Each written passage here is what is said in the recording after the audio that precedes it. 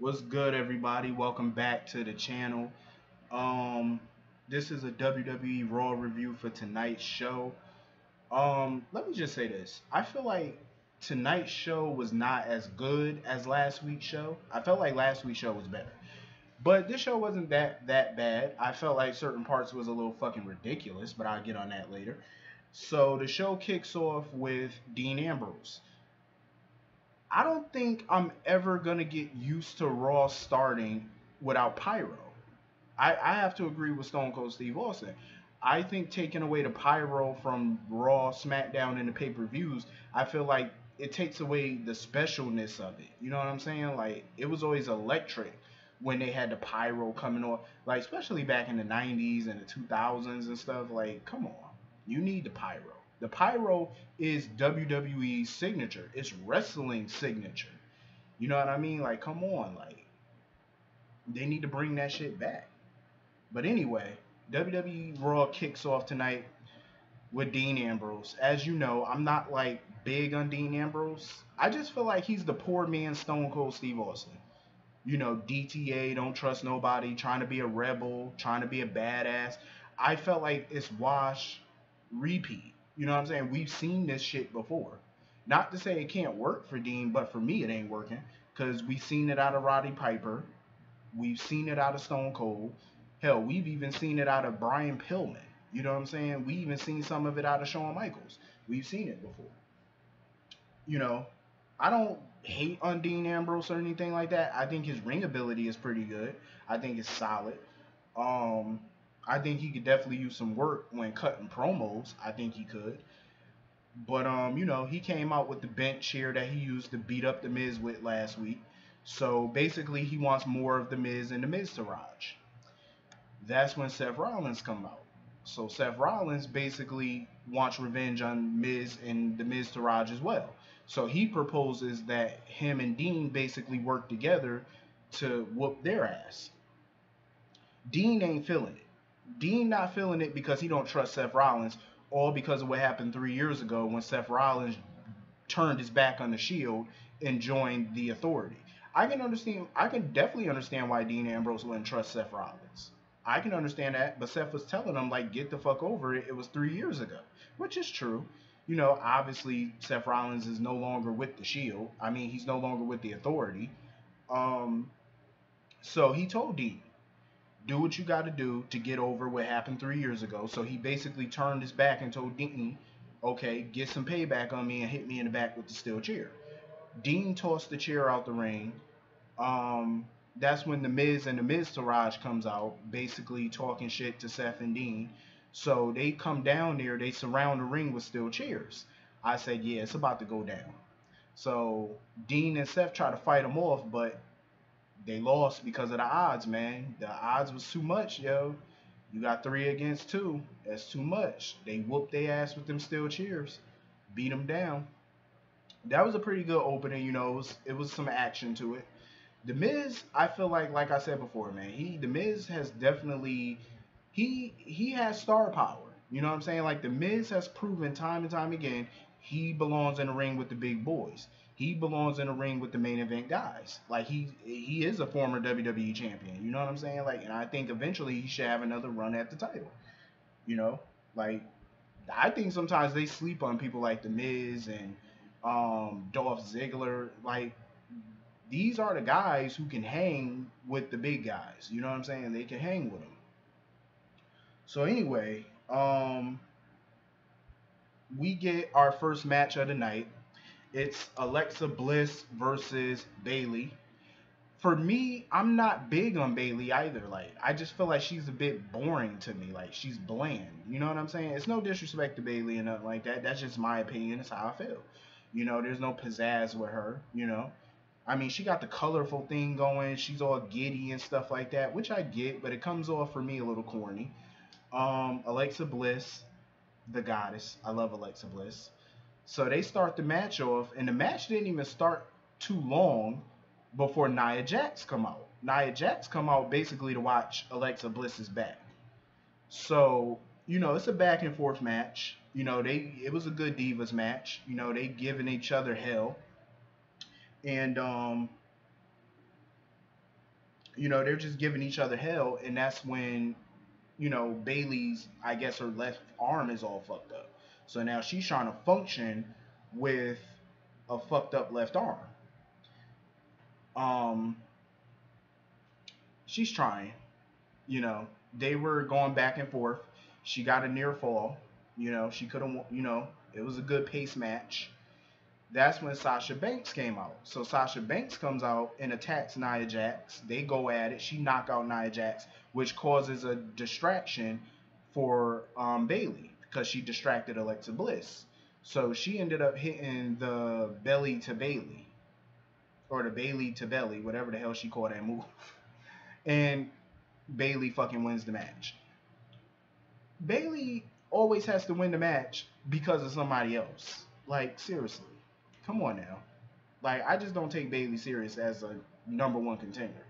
That's just me personally. I like her to an extent, but she needs some work. So now we have a cruiserweight tag team match. We got Brian Kendrick and Drew Gulak versus Jack Gallagher and Mustafa Ali. Let me tell you something. I'm not. If you've seen my last review, you follow me on Twitter, then you know I don't think very highly of the cruiserweight division, and it's not because of the cruiserweights. It's really not. It's mainly because of how they're booked.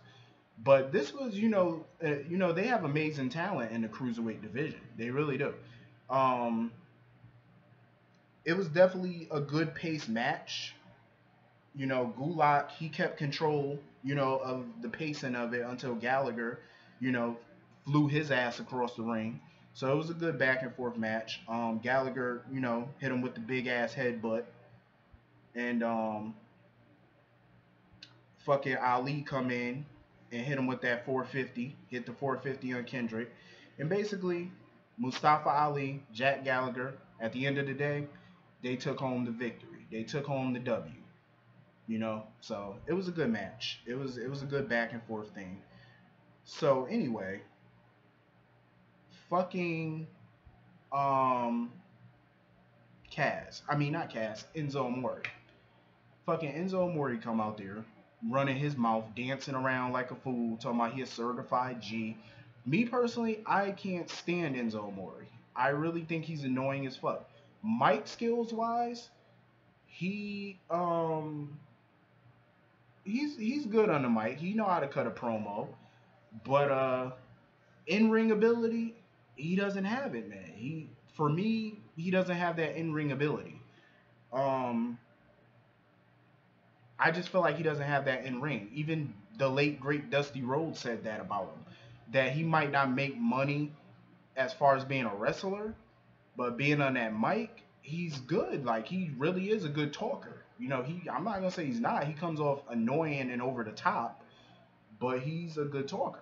Most definitely. Most definitely, he's a good talker. That's where he excels.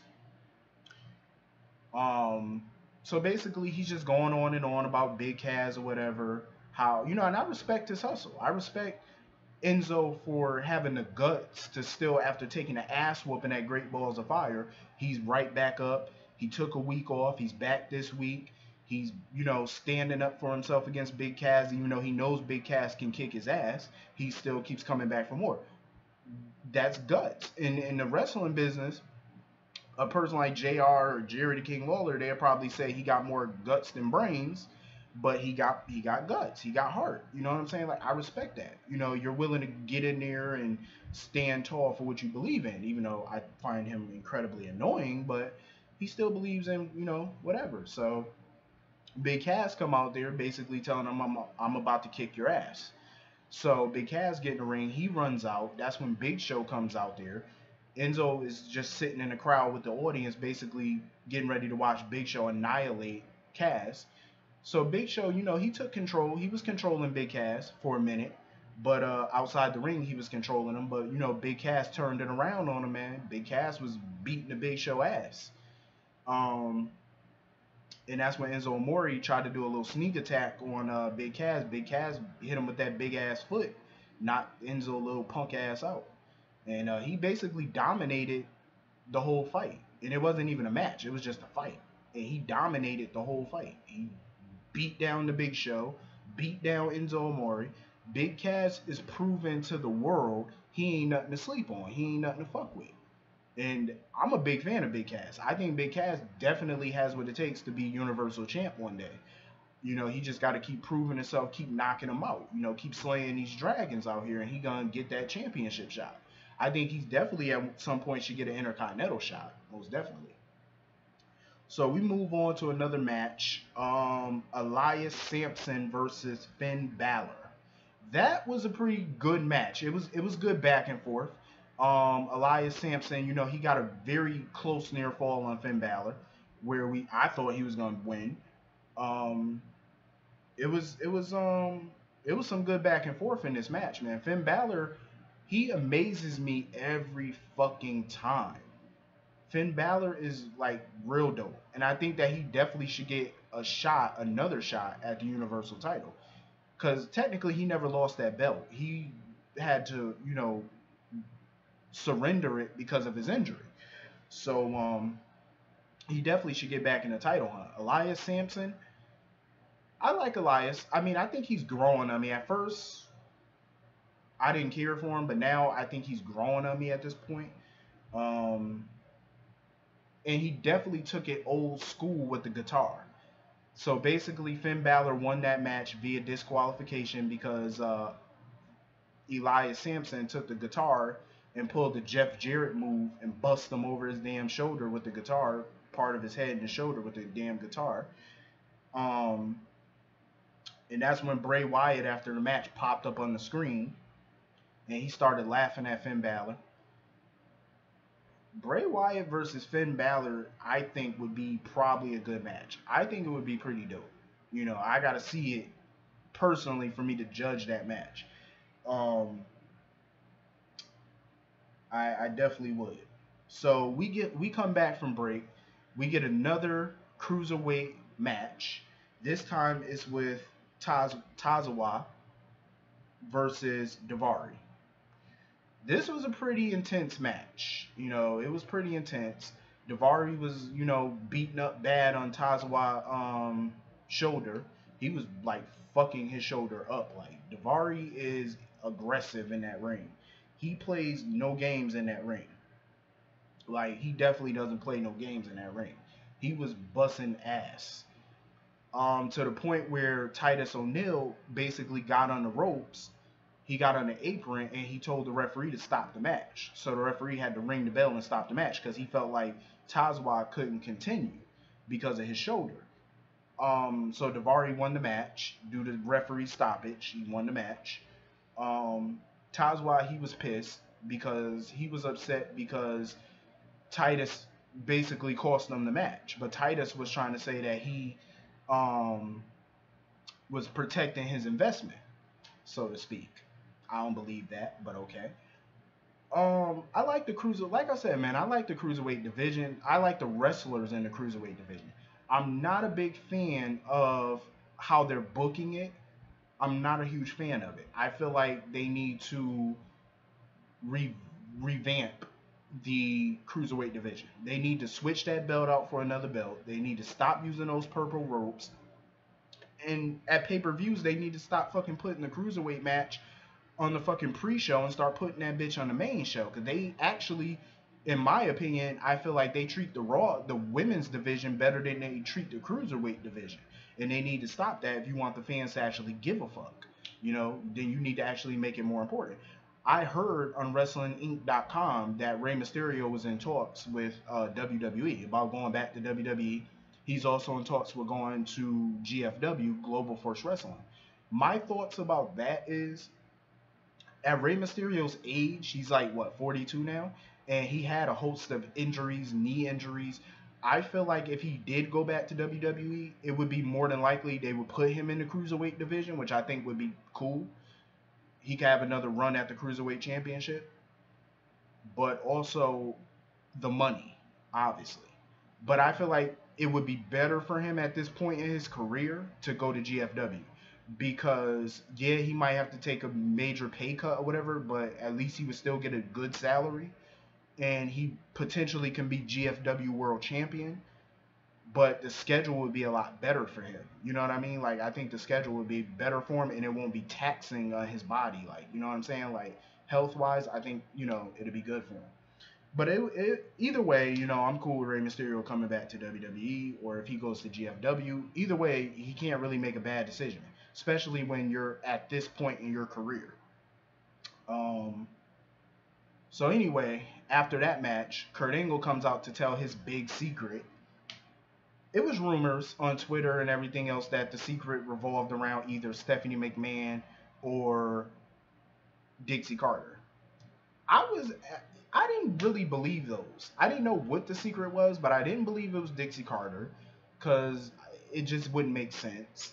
Um, so apparently, his secret is back in college, he had an illegitimate son he didn't know about, who became a WWE superstar. Mind you, we seen this type of storyline 10 years ago when Vince McMahon had an illegitimate son, Hornswoggle. So I guess they're doing a redux of that in a way. So apparently, Kurt Angle's son is America Alpha member Jason Jordan. I think they might be gearing up for a Jason Jordan single push. Um, this could be a good thing or a bad thing. It depends on how WWE books it. It depends on how creative does this. Like Kurt Angle being Jason Jordan's father, I found it kind of stupid, but it depends on how they book it. I'm gonna have to see how they play this out for the next few weeks. Then I'll make a conclusive judgment on it. You know what I'm saying? Like I'll make a conclusive judgment. So we get to the tag team match. It's the Hardy Boys versus the Revival. Um, we got the Hardys versus the Revival. The Revival just got back. I guess they were on injury or whatever, so they're just now coming back. And let me see if I could find this video. So this was a pretty dope match. You know what I'm saying? Like this was a pretty good back and forth match. The Revival were in the ring with two veterans, like two dudes who've been in this business for like over 20 years. You know what I'm saying? And they held their own against them. So you have to applaud that. And I definitely do. I like the Revival. Honestly, I do. I like the Revival. I think the Revival is a dope tag team. And Raw needs a good tag division. I think SmackDown's tag division needs to be revamped as well. Um, as far as that go, I felt like the match. I felt like the match was pretty good. They were wrestling veteran tag teams, and they basically pulled veteran moves. Like the Revival, fucking kept Matt Hardy fucking isolated from the bulk of the match. Like he could not get to Jeff Hardy at all. I feel like that's a veteran move. It's a smart move to keep him away from his partner and just tag in and out so that way the two of you stay fresh and you can just keep staying on him beating his ass. You know what I'm saying? Like I felt like that was smart. Um, that was really smart. And it was an old school veteran move until Jeff got that tag and came in. Now when Jeff came in, you already know he coming in like a house of fire. That's just how Jeff Hardy is. He's a spitfire. But in the end, not American Alpha, I'm sorry, the Revival took home the victory. They got the W, man. Like I was kind of surprised that the Revival was gonna win that match because I just didn't see the Hardys losing another week. They lost that Great Balls of Fire in the Iron Man tag team match for the titles. The next night on Raw, they lost against Anderson and Gallows, and then this week they lose against the Revival. I like it though because Matt Hardy and Jeff been in the game so long. They were tag team champions for what 8 times. They really solidified their career, single and tag. So therefore, they don't have to win. It's not going to damage their career. It's not going to do anything to their reputation. They're putting over the younger tag team. So I actually like that they lost again. So it's like they're on this losing streak.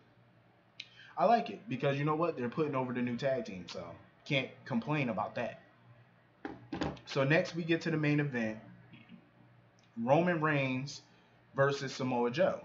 The winner is the number one contender against Brock Lesnar at SummerSlam for the Universal Championship.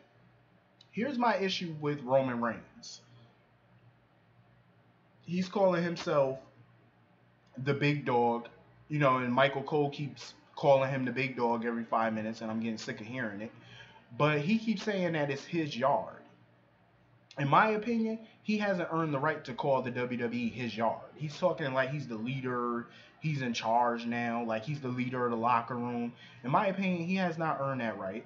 First of all, you need to be in the WWE for a considerable amount of years before you can start acting like you're a big shot.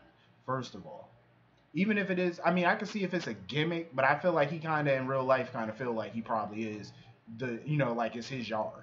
In reality, it's not. People like the Undertaker, they earn that fucking right to call WWE in that ring their yard. Undertaker earned that fucking right because he busted his ass in WWE for a long fucking time before he even started calling it his yard. Roman, you got a ways to go before you can declare it your yard. I'm just saying. So him and Samoa Joe was going at it. I love watching Samoa Joe matches. Not taking anything away from Roman, because Roman, yo, I'm gonna tell you like this. I'm not big on Roman Reigns, but his in-ring ability is pretty good. He's a fucking monster in that ring. Samoa Joe's a beast in the ring. So when you got these two colossal motherfuckers in the ring going at it, you already know you're gonna get a powerful and physical match. And it got physical. Samoa Joe dominated for a chunk of that match. Like he dominated. And it was back and forth between him and Roman, like just exchanging power punches. And you know how Roman is with that right hand. Like once he hits you with that, I think his right hand is probably his strongest hand. Cause even Samoa Joe said it, like when he hit you with that right hook, it's powerful. So you got these two big bulls just beating the hell out of each other. They going at it. And all of a sudden, fucking Braun Strowman come out there. Braun comes in the ring, shuts the whole match down. There wasn't even a winner, so now we don't even have a number one contender. I feel like WWE is probably going to go the route that I suggested that they go last week, a fatal four-way for the Universal Championship at SummerSlam. Brock Lesnar, Roman Reigns, Samoa Joe, Braun Strowman. You put four of them in the ring at the same time for the Universal title, that they will blow the roof off that bitch. You got four colossal motherfuckers in the ring at the same time, blood will be shed. I'm just saying, like, make that match. SummerSlam would probably sell out for that shit, because I would definitely watch. Braun came in the ring during the match and shut shit down. He beat the hell out of Samoa Joe. He beat the shit out of Roman Reigns. He just came in there like a walking, talking, ass kicking machine, taking no prison. Even the referee jumped out the ring and went and sat the hell down. Well, Braun Strowman is a fucking monster, man. Yeah, that is power. That is raw fucking power. Like, where do you get that from? Like, that shit is powerful. Like, this motherfucker right here don't play no games. Like, Braun is a fucking monster in that ring, man. People be taking Braun lightly. Like, Braun is, like, easily one of my favorite WWE superstars right now on the Raw roster. Like, he's definitely number one as far as, like, my top five, top favorite, right, of the current roster. Braun is number one, man. Braun is a fucking monster in that ring. But this was a pretty good episode, man. It was pretty good. Like I said, last week was a bit better, but this week it wasn't too bad. It was pretty straight. Let me know what you think. Hit that like button, hit that comment button, hit that subscribe button. I'll see y'all all later. Have a wonderful night. I'm out. Peace.